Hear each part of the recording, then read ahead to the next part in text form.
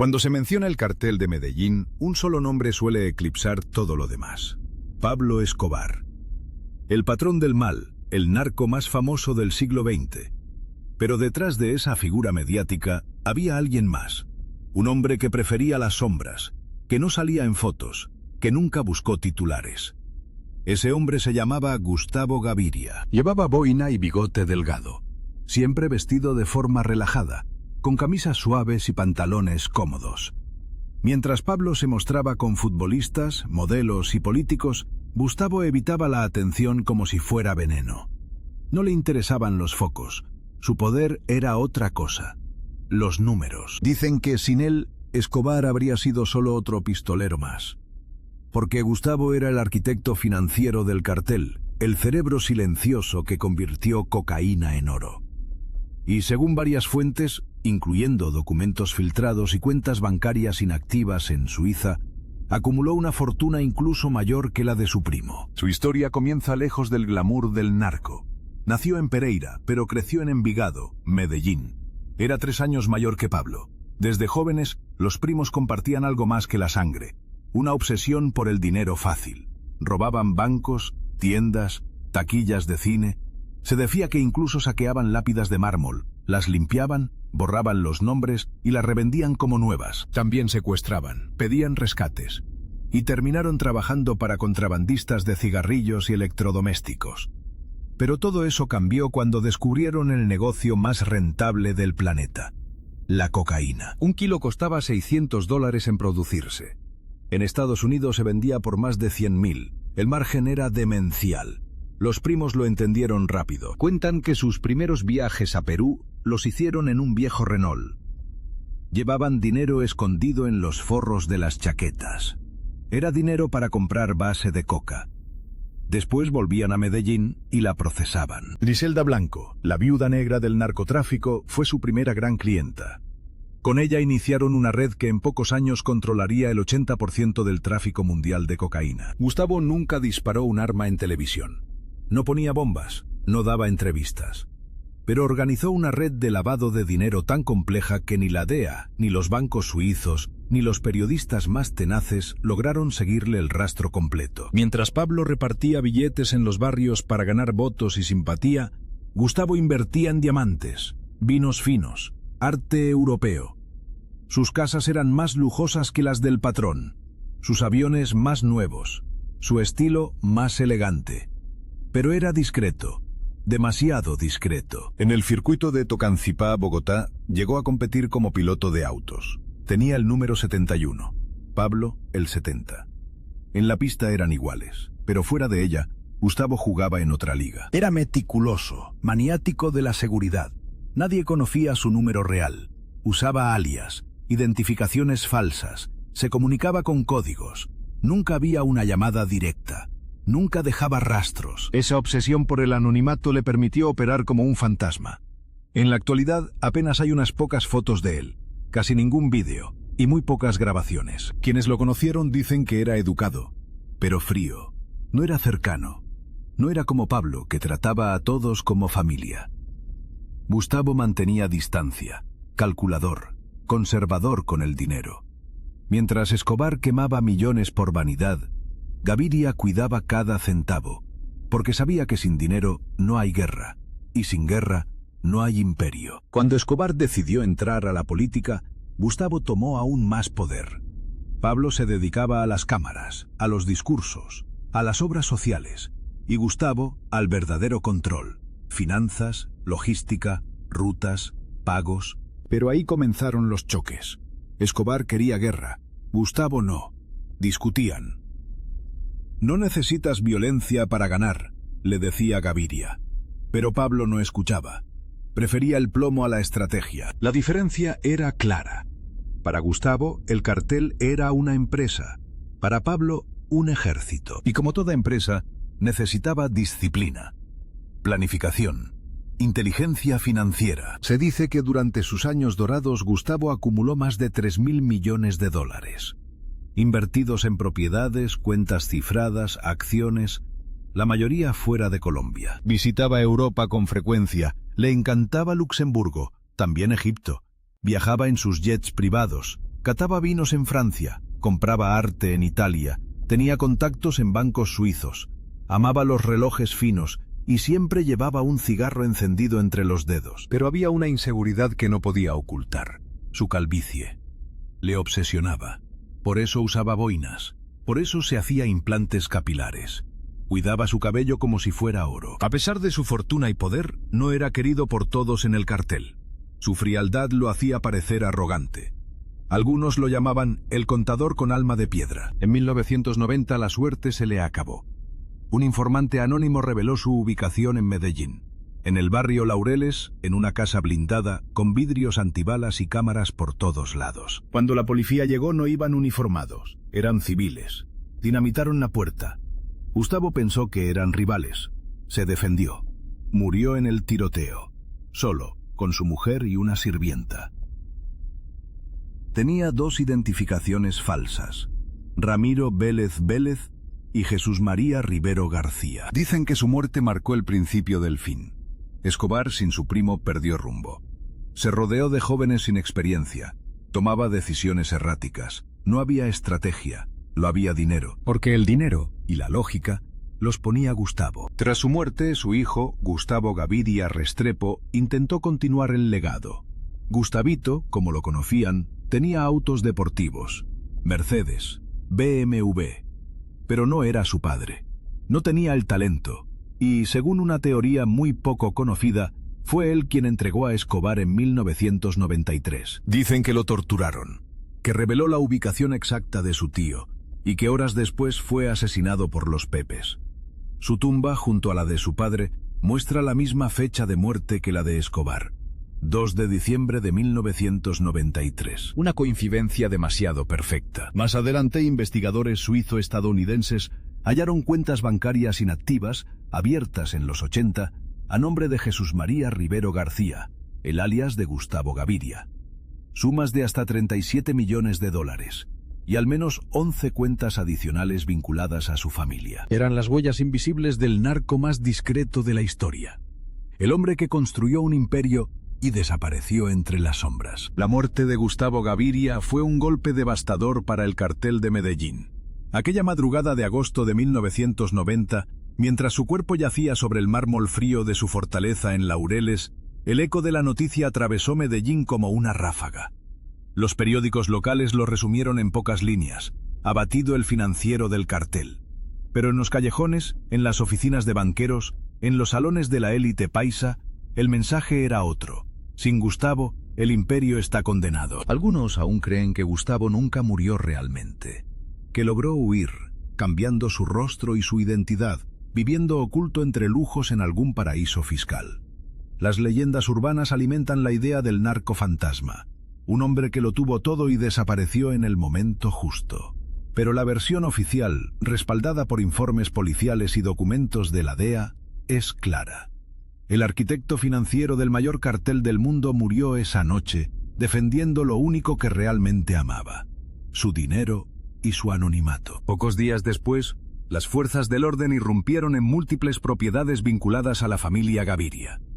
Descubrieron bóvedas secretas, pasadizos subterráneos, habitaciones repletas de cuadros, relojes y documentos codificados.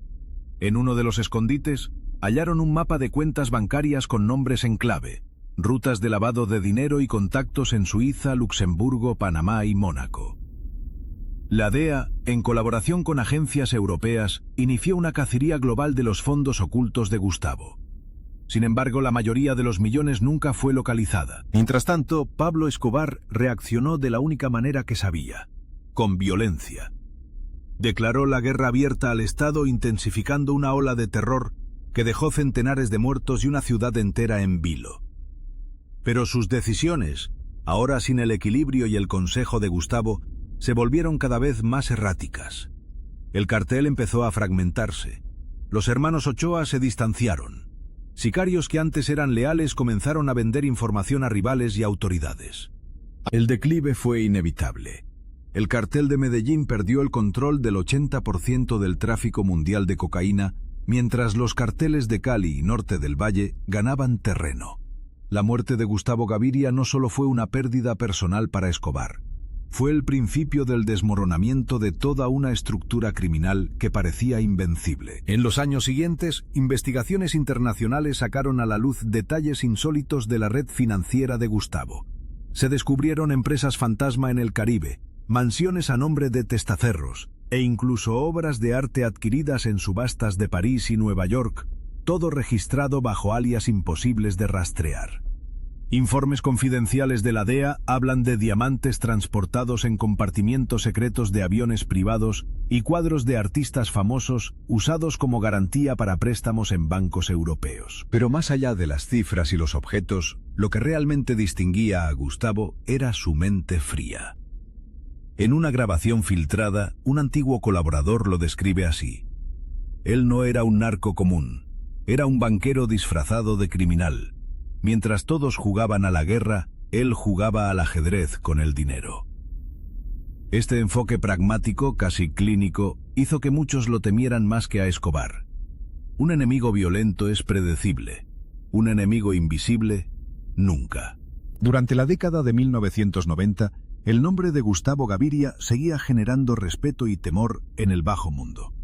Sus familiares fueron investigados, perseguidos y, en algunos casos, ejecutados. Las autoridades nunca pudieron probar el destino final de toda su fortuna. Los bancos suizos, protegidos por un secreto bancario férreo, apenas entregaron migajas de información. Algunas cuentas abiertas con identidades falsas permanecen inactivas hasta hoy, acumulando intereses que nadie reclama. En el plano familiar, la tragedia continuó. Gustavito, el heredero, fue arrastrado al abismo de la violencia. Acusado de traicionar a Escobar, su vida terminó de forma brutal. Su muerte, el mismo día que la de su tío Pablo, alimentó teorías de conspiración que siguen vivas hasta nuestros días. Algunos aseguran que fue víctima de los Pepes, el grupo paramilitar financiado por el cártel de Cali y sectores del Estado.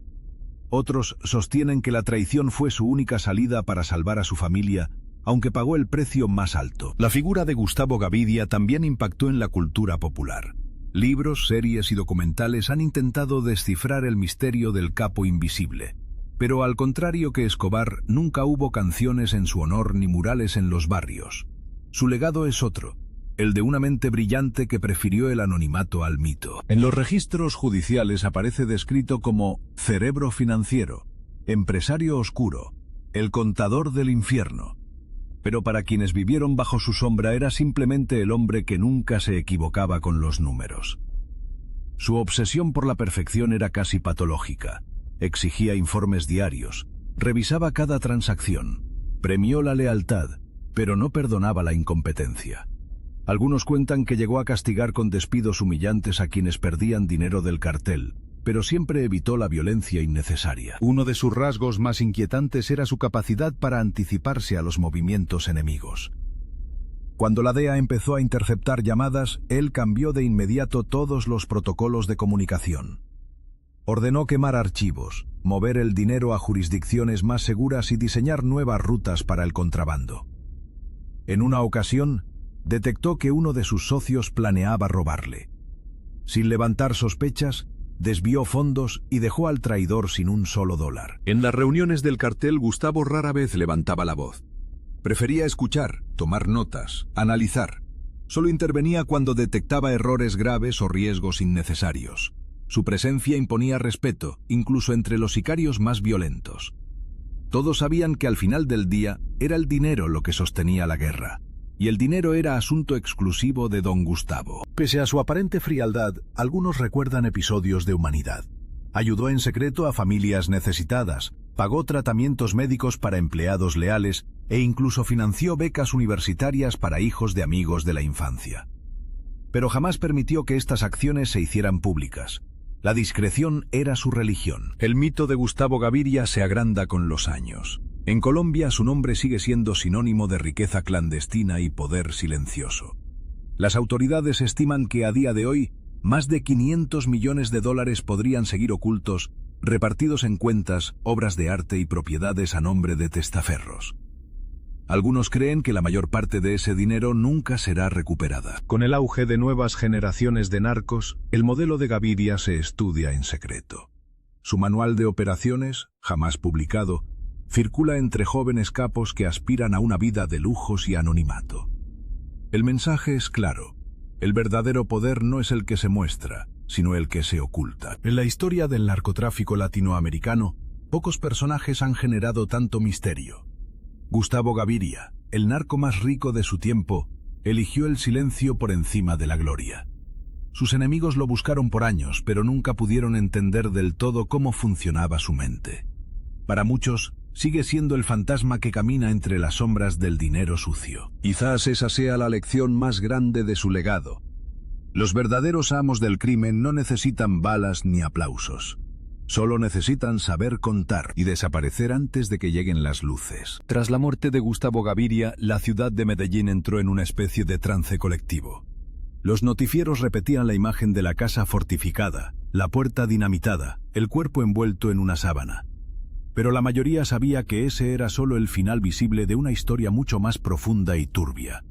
Lo invisible, lo que nunca apareció en los periódicos, era el rastro de millones de dólares que siguió flotando por el mundo. Cuentas dormidas y secretos que sobrevivieron a los propios dueños. La DEA, junto con la policía colombiana y fiscales de Suiza y Panamá, abrió más de 70 expedientes relacionados con la fortuna de los Gaviria.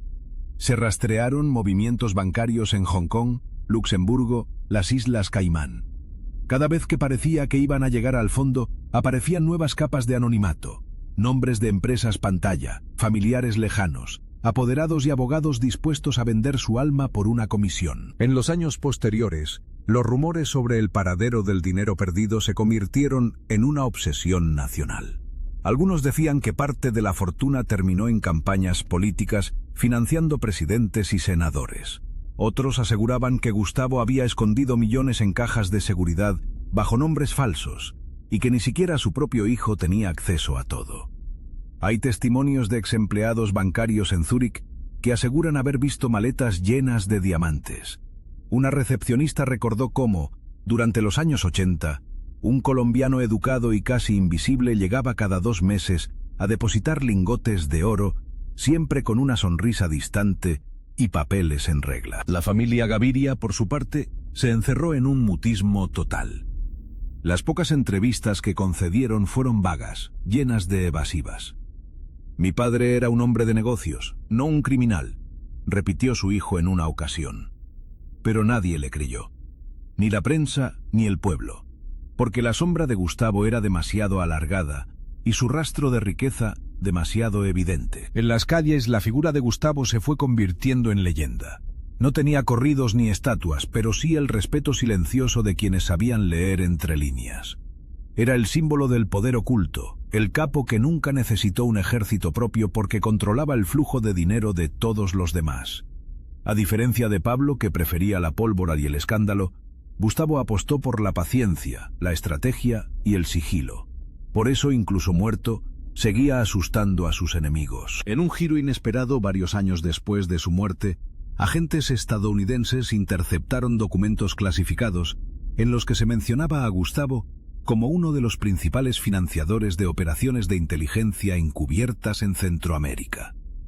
El dinero del cartel, según esos informes, no solo sirvió para enriquecer a los Gaviria, sino que también terminó lubricando engranajes de la política internacional, compra de armas, financiamiento de guerrillas y sobornos a altos funcionarios de gobiernos extranjeros. La llamada guerra contra las drogas resultó estar llena de ironías. Mientras la DEA perseguía a los narcos, muchas de sus operaciones dependían, indirectamente, del dinero que ellos mismos intentaban decomisar. Este descubrimiento fue un escándalo mediático. Periódicos en Nueva York y Madrid abrieron portadas con titulares explosivos. El narco que compró medio continente. Cuentas suizas revelan el lado oscuro de la política mundial. En Colombia, la reacción fue aún más intensa. Para muchos, la figura de Gustavo pasó de ser un criminal discreto a convertirse en una especie de genio del mal. Alguien capaz de mover los hilos del destino de países enteros sin levantar la voz ni mancharse las manos. Pero más allá de la leyenda estaba el costo humano. Miles de familias destruidas, comunidades enteras convertidas en campos de batalla, generaciones marcadas por la sangre y la desconfianza. El dinero de Gustavo Gaviria no solo compró autos de lujo y mansiones, compró silencio, miedo y lealtades a la fuerza. Cada dólar era una herida abierta en la sociedad colombiana, una deuda que todavía no termina de pagarse. Finco. En los tribunales de Europa y América, el apellido Gaviria aparecía una y otra vez en casos de lavado de activos. Testigos protegidos declararon sobre maletas que cruzaban fronteras, barcos que descargaban cargamentos enteros de efectivo en puertos de África Occidental. La Interpol, incapaz de coordinar a tantos países con intereses opuestos, terminó rindiéndose ante el ingenio financiero de los narcos. Documentos secretos filtrados por periodistas de investigación mostraron cómo, años después de la caída del cartel, seguían apareciendo cuentas a nombre de empresas controladas por la familia. Pero nadie, ni siquiera los mejores expertos, pudo armar el rompecabezas completo. La relación entre Gustavo y Pablo sigue siendo un misterio para la mayoría. Quienes estuvieron cerca afirman que, en el fondo, se necesitaban mutuamente. Pablo era la cara, la leyenda, el hombre dispuesto a morir por el cartel. Gustavo, la mente, el administrador, el que pensaba en la supervivencia a largo plazo. Si uno representaba el caos y la violencia, el otro era el orden y la frialdad. Por eso, cuando Gustavo murió, el equilibrio se rompió. El cartel de Medellín empezó a desmoronarse, no solo por la presión del Estado, sino por la falta de visión interna. Sin Gustavo, nadie supo cuidar el dinero. Y como siempre dijo él, sin dinero no hay imperio. En una de las últimas cartas que envió a su familia, Gustavo escribió: «No confíes en nadie, ni siquiera en tu sombra. El verdadero poder es el que no se ve». Ese mensaje, casi profético, define su legado mejor que cualquier otra cosa. Porque, aunque muchos intentaron imitar su estilo, nadie logró construir una red financiera tan resistente, tan invisible y tan letal como la suya. Las nuevas generaciones de narcos aprendieron de sus errores y aciertos. Hoy, muchos carteles operan más como corporaciones que como bandas armadas.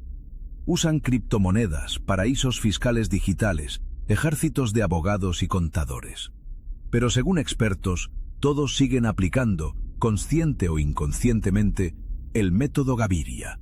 Máxima discreción, mínimo ruido, máxima ganancia. En la cultura popular, Gustavo Gaviria es una figura que provoca fascinación y miedo a partes iguales. Aparece en novelas negras, películas, ensayos de economía criminal. Algunos lo consideran un monstruo, otros un genio incomprendido, pero nadie puede negar su impacto. Sin disparar una sola bala, cambió la historia de Colombia y de la mafia mundial. De vez en cuando, un nuevo escándalo financiero reaviva su memoria.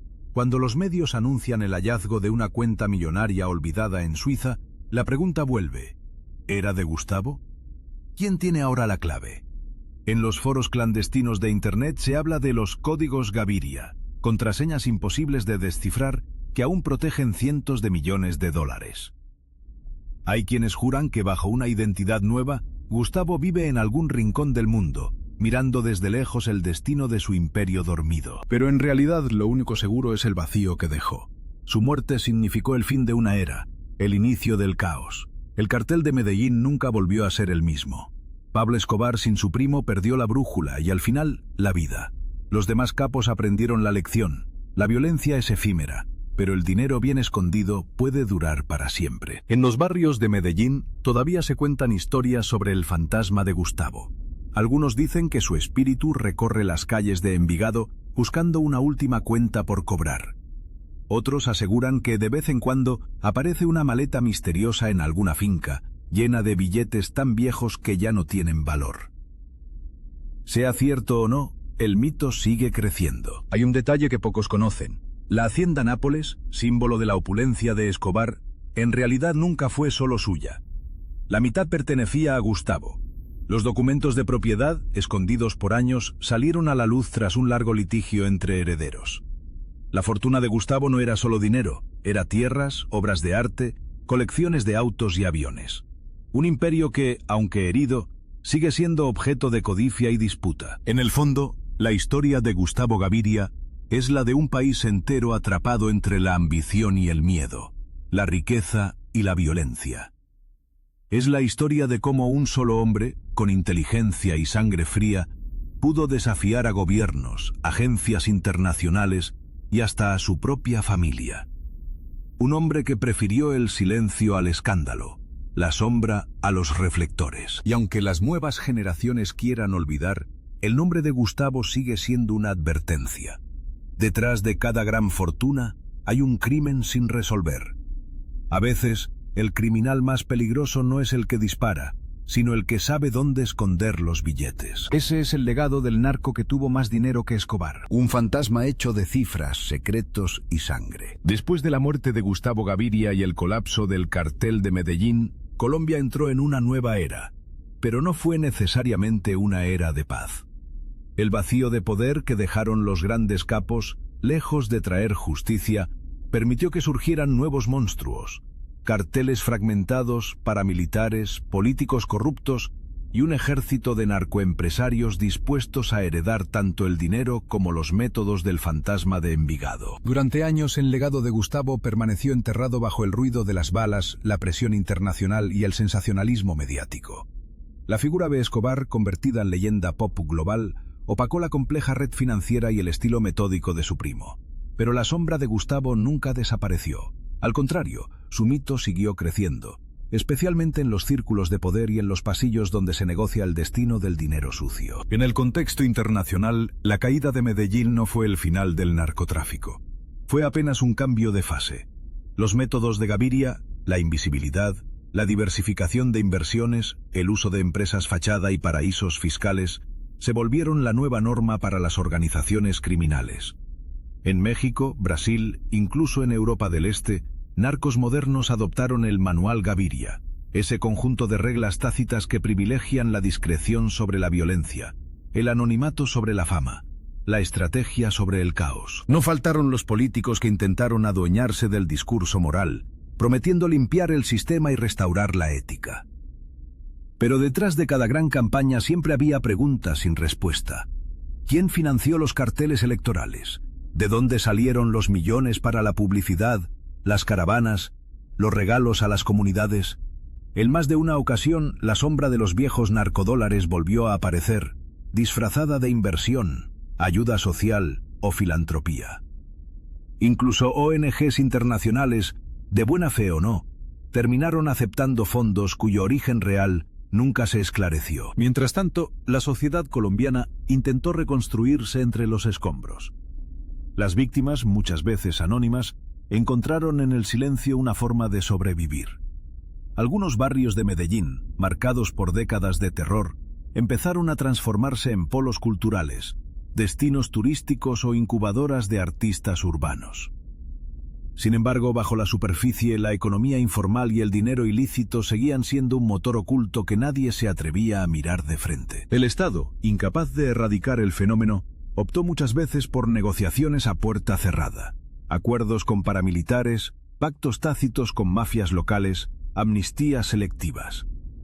Así la herencia de Gustavo, la del narco que nunca fue capturado en vida sino solo en la muerte, se fue diluyendo en un sistema donde la línea entre legalidad y crimen se volvió cada vez más borrosa. En los expedientes judiciales de Suiza, Panamá y Estados Unidos, el apellido Gaviria sigue apareciendo en investigaciones de lavado de dinero, décadas después de la caída del cartel.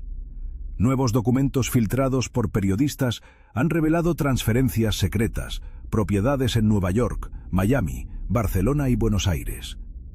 La fortuna de Gustavo, lejos de haberse desvanecido, se ramificó en una telaraña global. Varios bancos, atrapados en escándalos, admitieron haber permitido movimientos sospechosos por error. Pero ningún directivo terminó en prisión. El dinero, como siempre, compró silencio y olvido. El rastro de ese dinero llega incluso a proyectos de infraestructura, universidades privadas, startups tecnológicas y campañas deportivas. Un informe del Congreso colombiano enterrado en archivos digitales estima que más del 10% de la economía nacional de los años 90 fue contaminada por capitales provenientes del narcotráfico. No todos esos fondos eran de Escobar, muchos venían del imperio invisible de Gaviria, que supo anticipar el futuro, diversificar, invertir, esconder, esperar. La figura de Gustavo también dejó huella en la cultura. Si bien nunca tuvo la popularidad de su primo, su presencia es constante en series, novelas y podcasts de investigación. Es el villano elegante, el cerebro en la sombra, el hombre que nadie conoció realmente, pero del que todos hablan con respeto. A diferencia de los narcos tradicionales, Gustavo nunca dejó frases célebres ni entrevistas grabadas. Sus pocas palabras sobrevivieron en notas cifradas, grabaciones clandestinas y testimonios cruzados de socios y rivales. Ese hermetismo alimentó su leyenda, la del narco que entendió que el verdadero poder no se muestra, se insinúa. En la memoria colectiva, la pregunta sigue siendo la misma. ¿Por qué, si Gustavo Gaviria era tan rico, nunca intentó quedarse con todo? ¿Por qué eligió siempre el segundo plano, el rol de estratega y no de caudillo? Algunas teorías apuntan a una visión de largo plazo. Sabía que los reflectores matan más rápido que las balas. Otros sugieren que su ambición era en el fondo un experimento, demostrar que el dinero puede doblar la realidad, que la corrupción es un virus más fuerte que cualquier ejército. Hay quienes incluso lo ven como un precursor del capitalismo salvaje, el banquero del crimen que anticipó los movimientos de los grandes fondos buitre y las multinacionales modernas. En los barrios de Medellín, los viejos aún cuentan historias de los tiempos de Gustavo. Dicen que ayudaba en secreto a los hospitales, que financiaba becas universitarias, que pagaba entierros de niños sin recursos. Al mismo tiempo, su imagen servía de advertencia. No confíes en nadie, repetían los abuelos. El hombre más peligroso es el que no hace ruido. Para las nuevas generaciones, el fantasma de Gaviria es un ejemplo ambiguo. Representa el éxito, la astucia y el poder, pero también la traición, la soledad y el precio del silencio. Las investigaciones oficiales nunca lograron cerrar del todo los casos ligados a su fortuna. De vez en cuando un juez reabre un expediente olvidado, aparece un nuevo testigo protegido o una filtración en la prensa destapa un escándalo. Pero el sistema, complejo y corrupto, siempre termina cerrando el círculo. El dinero escondido es a la vez un secreto a voces y una herida abierta. Todos saben que existe, pero nadie puede o quiere tocarlo. La herencia real de Gustavo Gaviria es doble. Por un lado, está el impacto brutal del narcotráfico en la vida cotidiana de millones de colombianos. Por otro, la sofisticación del crimen moderno, que aprendió de él a adaptarse, a moverse entre las sombras, a sobrevivir incluso bajo la presión global. El modelo Gaviria no fue solo una estrategia de negocios, fue una forma de entender el mundo. Todo se puede negociar, todo se puede ocultar, todo tiene un precio. Mientras la política internacional sigue repitiendo el mantra de la guerra contra las drogas, la realidad es otra. Los grandes flujos de capital ilícito nunca dejan de moverse, las cuentas bancarias siguen creciendo, las inversiones encuentran nuevos caminos. La figura de Gustavo Gaviria es una advertencia de que el crimen organizado no se derrota con armas, sino con inteligencia, con voluntad política y sobre todo con transparencia. Sin estas, solo se cambia de rostro, de nombre, de método. Hoy, 30 años después de su muerte, Colombia sigue luchando por salir del laberinto que él ayudó a construir. Hay avances, sí, reducción de homicidios, proyectos sociales, cambios en la percepción internacional, pero el fondo no ha cambiado. Detrás de cada gran negocio, de cada nueva fortuna, siempre hay preguntas incómodas. El fantasma de Gaviria sigue recorriendo los despachos de bancos, las oficinas de abogados, los pasillos del poder. Su sombra es larga porque su legado no es solo dinero. Es una lección sobre la fragilidad de las instituciones y la facilidad con que el crimen puede infiltrarlas. Para muchos, la historia de Gustavo es también una advertencia sobre la naturaleza humana. El ansia de poder, la búsqueda de control, la tentación de cruzar límites en nombre del éxito.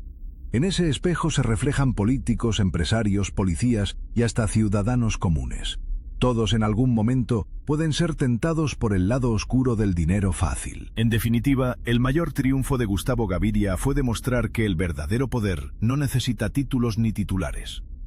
Que un imperio puede levantarse en silencio, sostenerse con miedo y sobrevivir a sus propios creadores.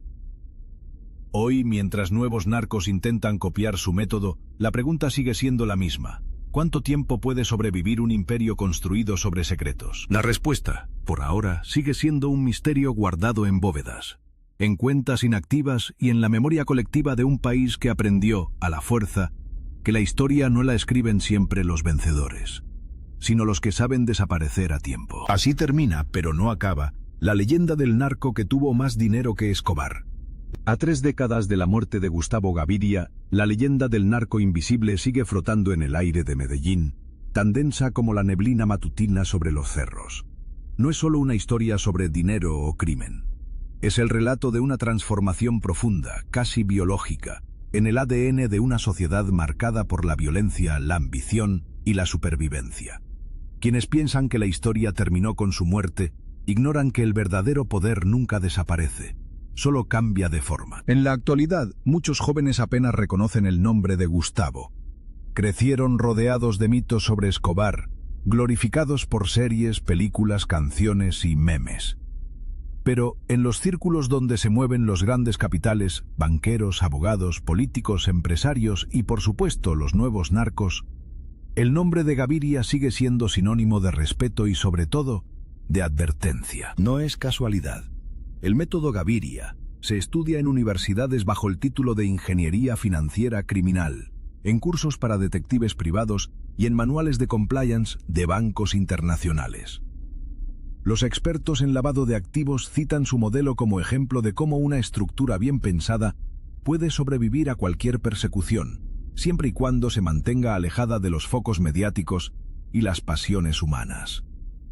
Porque el mayor error de los capos actuales, según muchos analistas, es la vanidad, buscar la gloria, la fama, el estatus social, olvidando que en el mundo real, la discreción es la verdadera armadura. En los últimos años, investigaciones periodísticas han destapado nuevas aristas del imperio Gaviria.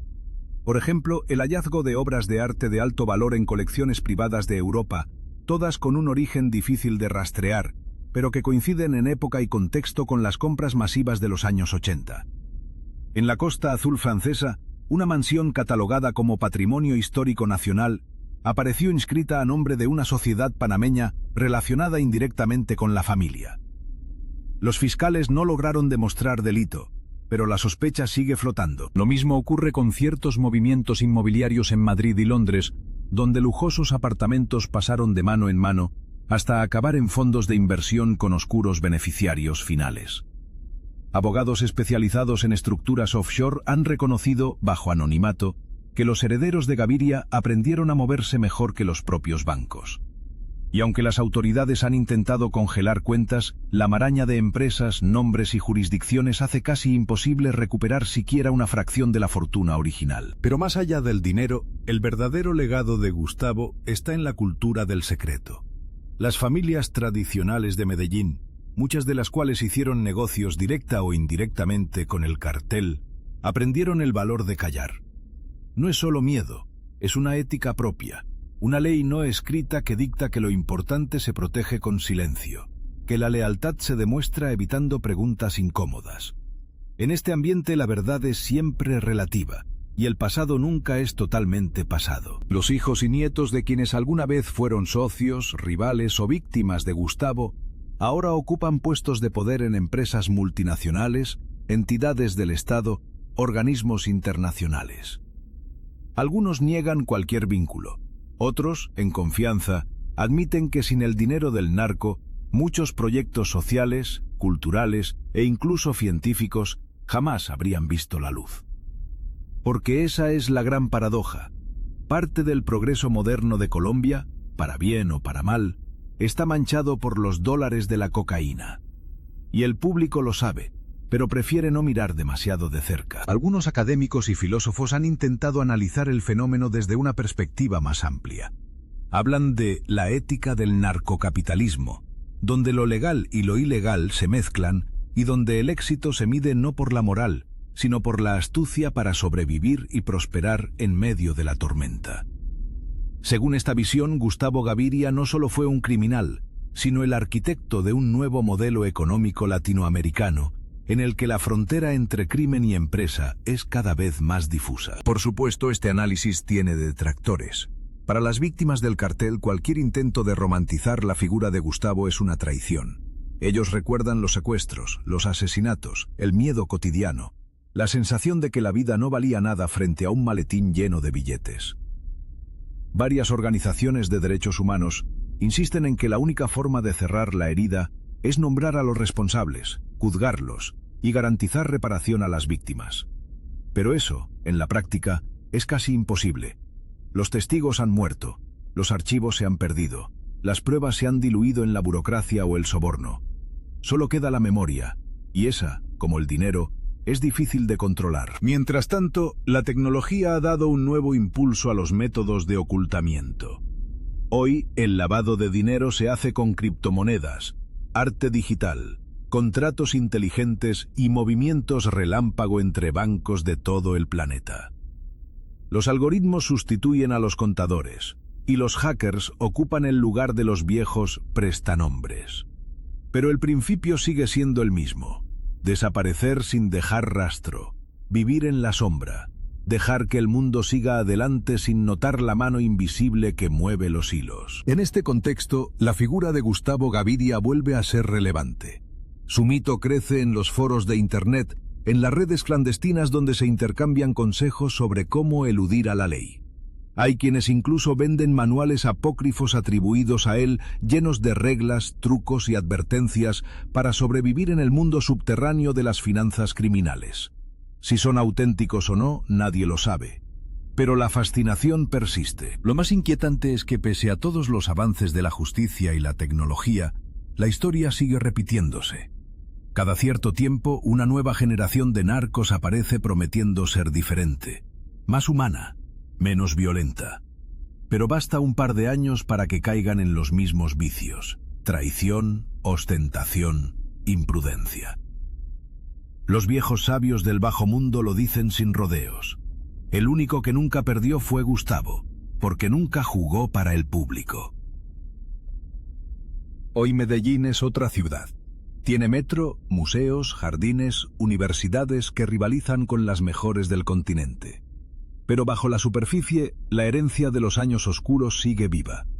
El miedo se ha transformado en desconfianza, el silencio en complicidad, la astucia en virtud social. Y en ese escenario, el ejemplo de Gaviria es un espejo roto en el que cada quien ve lo que quiere: éxito, peligro, inteligencia, destrucción. A nivel internacional, los tentáculos del narcocapitalismo han llegado incluso a mercados legales. Grandes fondos de inversión, compañías aseguradoras, grupos tecnológicos y hasta plataformas de streaming han sido salpicados, directa o indirectamente, por capitales sospechosos. La guerra contra las drogas es, para muchos, solo un espectáculo, una máscara que esconde la verdadera batalla: la del control económico y la legitimación del dinero sucio. El futuro del legado Gaviria es incierto. Algunos creen que con el tiempo todo será descubierto, que la transparencia y la justicia terminarán ganando. Otros son más cínicos. Sostienen que el sistema está hecho para proteger a los más astutos y que siempre habrá un nuevo Gustavo listo para ocupar el lugar del anterior. Lo cierto es que la historia aún no ha terminado, y quizás nunca termine. En los cementerios de Medellín, la tumba de Gustavo Gaviria es visitada de vez en cuando por curiosos, admiradores secretos, viejos enemigos y descendientes. Nadie deja flores. A veces solo una nota anónima, un mensaje cifrado, un reloj caro, un cigarro medio apagado. Es el tributo silencioso a quien enseñó que el verdadero poder no se presume, se ejerce. Que el dinero, cuando se sabe manejar, puede comprar el tiempo, el silencio y hasta la memoria. Al final, el espejo roto de la historia refleja a un país y a un mundo que aún no sabe cómo enfrentar sus propios fantasmas. El mayor crimen de Gustavo Gaviria no fue solo lavar dinero o enriquecer a criminales. Fue demostrar que la línea entre legalidad y delito es más fina de lo que estamos dispuestos a admitir. Su leyenda, viva o muerta, sigue inspirando miedo, respeto y una pregunta que nadie se atreve a responder en voz alta: ¿quién es el próximo fantasma que nos observa desde las sombras? Cuando hablamos de Gustavo Gaviria, no solo hablamos de un narco más, ni siquiera del primo del patrón. Estamos frente a un fenómeno histórico, un arquitecto del crimen que reinventó la manera en que el narcotráfico se mueve en las sombras del poder mundial. Su historia es la clave para entender por qué el dinero ilegal sigue siendo el motor invisible que sostiene no solo mafias, sino sistemas políticos y económicos enteros. La evolución del Imperio Gaviria no puede separarse del contexto social y político de Colombia en los años 70 y 80. Un país marcado por la desigualdad, la violencia y la falta de oportunidades, donde la cocaína encontró un terreno fértil. En ese caldo de cultivo, Gustavo y Pablo emergieron no solo como criminales, sino como empresarios visionarios, capaces de convertir la ilegalidad en una máquina de hacer dinero y poder. Pero fue Gustavo quien supo darle forma a esa máquina. Su enfoque no era el espectáculo, sino la estrategia. Mientras Escobar desplegaba su carisma y violencia para dominar, Gustavo trazaba redes financieras complejas, vinculaba la mafia con el mundo legítimo y consolidaba la fortuna que sustentaba todo el cartel. Conocía cada rincón donde se movía un dólar y anticipaba cada movimiento de sus enemigos y aliados. La historia de sus cuentas secretas es casi legendaria. Cuentan que tenía bancos enteros a su disposición en Suiza y Luxemburgo, con miles de millones escondidos detrás de sociedades anónimas y documentos cifrados. Sus fondos no solo eran para gastos o lujos, eran la base para comprar silencio, influenciar decisiones políticas y garantizar la impunidad. Ese dinero invisible se movía en un entramado tan sofisticado que durante años ni la DEA ni los gobiernos pudieron desarmarlo completamente. La habilidad de Gustavo para la discreción fue tan extrema que ni siquiera dentro del propio cartel era bien conocido. Usaba decenas de alias, desde Ramiro Vélez hasta Jesús María Rivero García, y sus comunicaciones siempre pasaban por múltiples intermediarios. Evitaba la exposición pública y delegaba las cabezas visibles en otros para protegerse del ataque directo. Esa invisibilidad le permitió sobrevivir durante años, convirtiéndolo en un fantasma para la justicia y un enigma para sus enemigos. Pero el poder absoluto siempre tiene un precio. A pesar de su éxito, Gustavo no fue inmune a la traición, las pérdidas y la violencia que impregnaban su mundo. Se dice que su obsesión por mantener el control lo llevó a distanciarse incluso de su primo Pablo, con quien tuvo desacuerdos profundos sobre la estrategia del cartel. Mientras Escobar apostaba por la guerra abierta y la política populista, Gustavo prefería la cautela, la negociación silenciosa y el manejo racional de los recursos. Este choque de estilos marcó el rumbo final del cartel de Medellín. La falta de consenso y la guerra interna contribuyeron a su desintegración, dejando un legado de caos que afectó no solo a Colombia sino a toda América Latina. En medio de este panorama, la figura de Gustavo emerge como la del estratega que intentó evitar la caída del imperio, aunque finalmente fue derrotado por su propia sombra. Tras su muerte en 1990, las investigaciones internacionales empezaron a desvelar la magnitud de su imperio financiero. Documentos desclasificados, testimonios de exmiembros del cartel y filtraciones periodísticas permitieron entender cómo operaban sus cuentas, las rutas de lavado de dinero y las conexiones con políticos y empresarios. Se descubrió que parte de su fortuna estaba invertida en sectores aparentemente legales: inmobiliarias, negocios turísticos, comercio internacional e incluso entidades financieras formales. Pero el misterio sigue intacto en torno a la mayoría de sus activos. A día de hoy, expertos estiman que miles de millones de dólares siguen sin aparecer, escondidos tras capas de intermediarios y paraísos fiscales, protegidos por leyes de secreto bancario y corrupción sistemática. Este dinero dormido representa no solo una pérdida económica para los países afectados, sino también un símbolo del poder que el narcotráfico aún conserva en el mundo moderno. El estudio de su método ha revolucionado la forma en que se lucha contra el crimen organizado. Las agencias internacionales han adaptado sus estrategias, enfocándose no solo en la persecución de personas, sino en desmantelar las redes financieras que sostienen estos imperios. Sin embargo, esta batalla es compleja y lenta, ya que el dinero se adapta y encuentra nuevas formas de circulación. El legado de Gustavo Gaviria se extiende en esta capacidad de mutar y sobrevivir. Pero más allá de la lucha judicial, la historia de Gustavo plantea preguntas profundas sobre la naturaleza del poder y la corrupción. ¿Cómo es posible que un hombre que hizo y deshizo fortunas siga siendo casi un desconocido para la mayoría? ¿Qué revela esto sobre las estructuras de poder en América Latina y el mundo? Su historia es un espejo incómodo que invita a reflexionar sobre la complicidad, la impunidad y las fronteras borrosas entre lo legal y lo ilegal. En Colombia, el impacto de su legado sigue siendo palpable. La violencia disminuyó, sí, pero la corrupción, el narcotráfico y la desigualdad permanecen como retos gigantescos. Muchos de los que hoy ocupan cargos políticos o económicos crecieron bajo la influencia de aquel dinero sucio, y en ocasiones mantienen vínculos invisibles con las viejas redes. Esto genera una sensación de círculo vicioso donde la historia parece repetirse una y otra vez. A nivel cultural, la figura de Gustavo Gaviria ha sido objeto de numerosos estudios, documentales y ficciones. En ellas se intenta capturar la complejidad del hombre detrás del mito. Un genio financiero, un estratega, un hombre que entendió que la guerra no siempre se gana con armas, sino con inteligencia y paciencia. Su historia fascina no solo por el poder y la riqueza, sino también por su capacidad para operar desde las sombras, lejos del ruido y la violencia. No obstante, también hay un lado oscuro difícil de obviar. Las decisiones tomadas por Gustavo y sus asociados costaron miles de vidas y dejaron heridas profundas en comunidades enteras.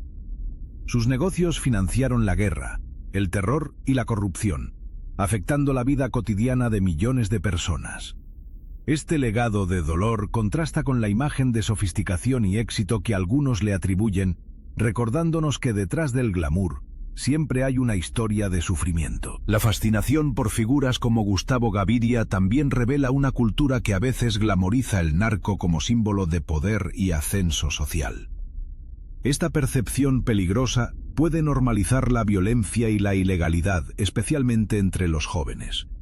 Por eso, entender su historia en toda su complejidad es crucial para desmitificar el narcotráfico y promover una cultura de paz y legalidad. Además, el caso Gaviria nos muestra que el narcotráfico no es un fenómeno aislado, sino un sistema integrado con la economía global y la política internacional.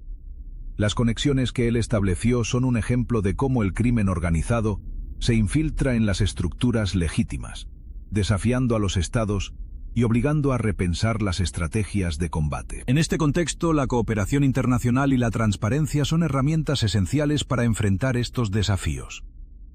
Sin embargo, el camino es arduo y requiere voluntad política, recursos y un compromiso genuino con la justicia. La historia de Gustavo es una advertencia. Mientras exista impunidad y opacidad, los fantasmas del pasado seguirán acechando el presente y el futuro. Finalmente, el legado de Gustavo Gaviria invita a reflexionar sobre la naturaleza del poder en nuestra sociedad. Su historia demuestra que el verdadero poder no siempre se ejerce con violencia o notoriedad, sino con inteligencia, sigilo y paciencia. Que un imperio puede construirse y mantenerse desde las sombras, sin necesidad de ser el centro de atención. Y que a veces los personajes más influyentes son aquellos que pocos conocen. Así, mientras Colombia y el mundo siguen enfrentando los retos del narcotráfico y la corrupción, el fantasma de Gustavo Gaviria permanece como un recordatorio permanente.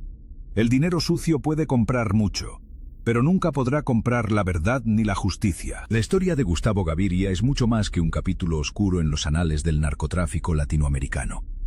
Es un relato de poder, corrupción y estrategia que atraviesa décadas y fronteras, dejando una marca indeleble en las estructuras sociales, políticas y económicas, no solo de Colombia, sino del mundo entero. Mientras muchos recuerdan a Pablo Escobar como la cara visible del cartel de Medellín, son pocos los que realmente entienden la magnitud del legado de su primo, el hombre que manejó la sombra del imperio. Desde sus orígenes modestos en Envigado, Gustavo supo que la discreción sería su mejor aliada. A diferencia de Escobar, que buscaba el aplauso popular, Gustavo se refugió en el silencio y la astucia, construyendo una red financiera impenetrable que, incluso tras su muerte, sigue siendo objeto de investigación y fascinación. Este modelo de poder invisible ha sido replicado y perfeccionado por nuevas generaciones de criminales, quienes saben que la supervivencia no está en las balas, sino en el control del flujo monetario. Los años posteriores a la desaparición de Gustavo fueron testigos de un despliegue sin precedentes de esfuerzos internacionales para rastrear y recuperar los activos del cartel. La colaboración entre agencias como la DEA, Europol y las autoridades colombianas desveló una telaraña compleja de empresas fachada, cuentas bancarias en paraísos fiscales y movimientos financieros sofisticados diseñados para burlar la ley. Sin embargo, gran parte del dinero permanece intangible, protegido por un entramado legal y tecnológico difícil de deshacer. Uno de los aspectos más sorprendentes de la red de Gustavo fue su habilidad para infiltrarse en sectores legales. Desde inversiones en bienes raíces hasta empresas de turismo y comercio internacional, su dinero se mezcló con la economía formal, complicando aún más la persecución. Esta estrategia no solo garantizaba rentabilidad, sino que además servía como un escudo, dificultando la identificación de fondos ilícitos. El estudio de su método financiero ha influenciado las políticas públicas y estrategias de combate al lavado de dinero a nivel global. Expertos señalan que, sin entender y desmantelar estas redes financieras, la guerra contra las drogas está destinada a fracasar. En este sentido, Gustavo Gaviria es visto como un precursor, alguien que anticipó la importancia del capital y la invisibilidad para la supervivencia del crimen organizado. Pero el legado de Gustavo no es solo financiero, también es cultural y social. Su historia revela la compleja relación entre poder, corrupción y violencia que ha marcado la historia de Colombia y otros países afectados por el narcotráfico. La manera en que su fortuna se dispersó, la forma en que sus acciones impactaron en comunidades enteras y la complicidad silenciosa que permitió la continuidad del sistema son temas de análisis constante. En los últimos años la narrativa sobre Gustavo ha cambiado. De ser un personaje casi desconocido, ha pasado a ser objeto de estudios académicos, documentales y análisis periodísticos que buscan desentrañar no solo su biografía, sino también las implicaciones más amplias de su modelo. Esto ha generado debates sobre la responsabilidad histórica, la justicia y la memoria colectiva.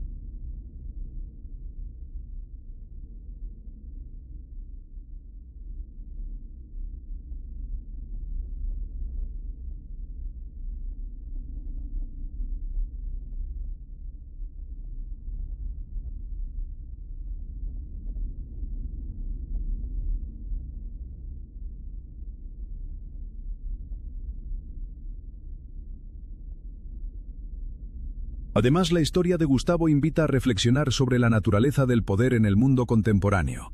¿Qué significa realmente tener poder? ¿Es acaso la visibilidad y la fama? ¿O es la capacidad de influir desde las sombras? Su caso demuestra que el verdadero poder muchas veces es invisible, que la discreción puede ser más efectiva que la exhibición. En este contexto, la figura de Gustavo Gaviria se convierte en un símbolo ambiguo. Por un lado, representa la astucia, la inteligencia y la capacidad para construir un imperio sólido. Por otro, es un recordatorio de las consecuencias devastadoras del crimen organizado, violencia, corrupción y sufrimiento humano. Esta dualidad hace que su historia sea tanto fascinante como inquietante. Los estudios sobre su red financiera también han puesto en evidencia las dificultades que enfrentan los sistemas legales y judiciales para enfrentar este tipo de estructuras. Las lagunas legales, la corrupción y la falta de coordinación internacional son obstáculos persistentes. Gustavo supo aprovechar estas debilidades, lo que explica en parte por qué su legado sigue vigente. En la sociedad colombiana, el impacto de su figura es palpable. Más allá de los clichés y la romanticización del narco, existe una comprensión creciente de la necesidad de abordar las raíces estructurales del problema. La educación, la inclusión social y la transparencia se presentan como vías para romper el ciclo de violencia y corrupción. Por otro lado, la fascinación popular con figuras como Gustavo Gaviria refleja también una búsqueda de modelos de poder alternativos, aunque problemáticos. En un contexto donde las oportunidades económicas son limitadas para muchos, la historia de éxito del narco puede ser percibida erróneamente como un ejemplo a seguir. Por ello, el discurso público debe ser cuidadoso y contextualizado, promoviendo una visión crítica y responsable. La dimensión internacional del legado de Gustavo es igualmente relevante. Su red de contactos y la dispersión de sus activos muestran cómo el narcotráfico no es un fenómeno local, sino un problema global.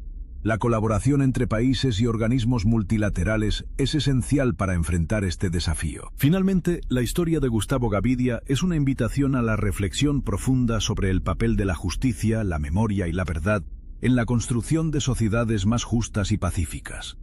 Su vida y obra, con todas sus luces y sombras, son un espejo que nos confronta con las complejidades del poder y la necesidad de una respuesta integral y consciente. Mientras los ecos de su legado resuenan en las calles de Medellín y más allá, la pregunta permanece: ¿Qué lecciones hemos aprendido realmente?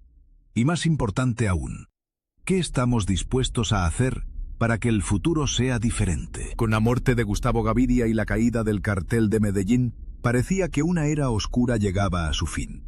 Sin embargo, la realidad mostró que el fin de ese imperio no significaba la desaparición del narcotráfico ni de sus complejas redes financieras.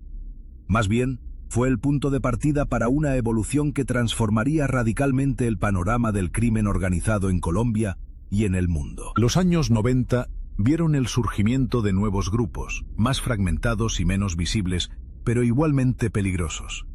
Estos nuevos actores aprendieron las lecciones del pasado, en especial del estilo de Gustavo: operar desde las sombras con discreción y sofisticación financiera.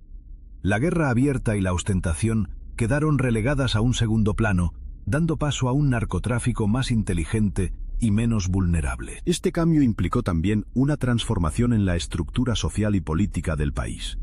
La corrupción, que durante años fue el lubricante del imperio Gaviria, se institucionalizó en varios sectores. Políticos, empresarios y funcionarios públicos quedaron atrapados en una red invisible que protegía intereses mutuos y garantizaba impunidad. Esta realidad compleja dificultó los esfuerzos por erradicar el problema y generó un ambiente de desconfianza generalizada. Mientras tanto, la sociedad colombiana empezó a buscar formas de sanar.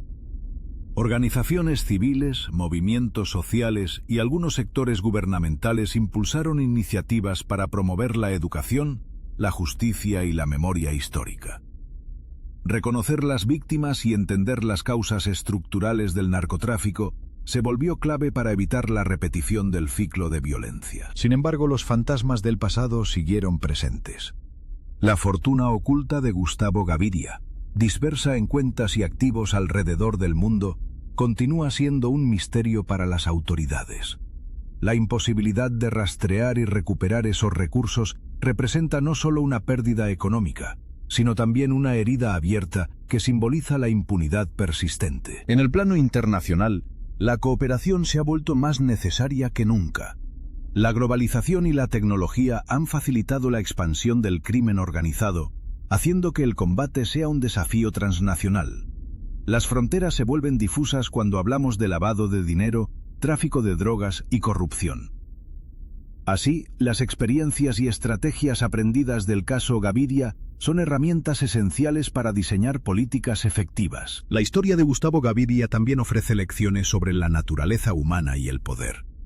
Su vida demuestra cómo la ambición y la inteligencia pueden construir imperios, pero también cómo la falta de ética y el abuso conducen a la destrucción. Su figura es un recordatorio constante de que el poder sin control ni responsabilidad es una fuerza peligrosa. En la memoria colectiva, la figura de Gaviria sigue siendo ambivalente. Para algunos es el símbolo de un poder oculto y eficiente, para otros, la representación del daño causado por la corrupción y la ilegalidad. Esta dualidad refleja las tensiones que existen en la sociedad colombiana y en muchas otras, donde las heridas del narcotráfico aún no han sanado completamente. Colombia sigue enfrentando los retos de superar ese legado. La lucha contra el narcotráfico continúa, pero con un enfoque más integral que incluye desarrollo social, fortalecimiento institucional y cooperación internacional. Sin embargo, el camino es largo y requiere la participación activa de todos los sectores de la sociedad. La tecnología, que fue un arma para el ocultamiento y lavado de dinero en tiempos de Gustavo, ahora se presenta como una herramienta para la transparencia y la vigilancia. Nuevas técnicas de análisis financiero, inteligencia artificial y colaboración global prometen mejorar la capacidad de las autoridades para detectar y desmantelar redes criminales. Finalmente, la historia del narco que tuvo más dinero que Escobar no es solo una crónica del pasado, sino una advertencia para el futuro. Nos recuerda que el poder oculto, si no se controla, puede reaparecer con fuerza renovada y consecuencias devastadoras. Por eso la memoria y la justicia son esenciales para construir una sociedad más justa y segura. Así, mientras Colombia y el mundo avanzan, la historia de Gustavo Gaviria sigue siendo una lección viva. El silencio puede ser poderoso, pero también peligroso. El legado invisible que dejó es un llamado a la vigilancia constante, al compromiso ético y a la lucha por la verdad. 2.